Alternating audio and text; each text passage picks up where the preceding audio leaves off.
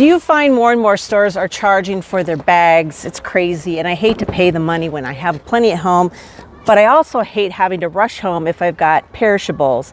Hi, my name is Diana, and I was given this rolling cart bag in return for this video, so let me talk about some of the features. This is great for just about anything. I would keep it in my car the whole time. In fact, it folds up really nicely, about 3 inches high.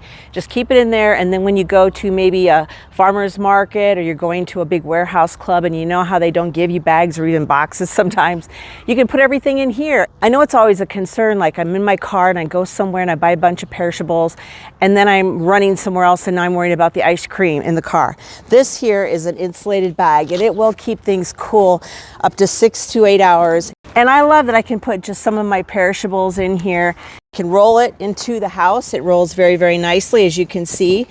And then I can also lift it with these handles and then put it in the car just like that. When it doesn't have anything in it, it is under 5 pounds, but it will handle up to 100 pounds. Another thing I love, it has this handy handle. It's non-slip and it allows you to maneuver this any which way you want. And it does lock into place, so you don't have to worry about it sliding down when you're moving it. It is made of waterproof fabric inside and out, and it does have ball bearing wheels, so it's gonna roll smoothly over uneven surfaces. I just love this already, and I know it's gonna save me some money and it's gonna save me some time.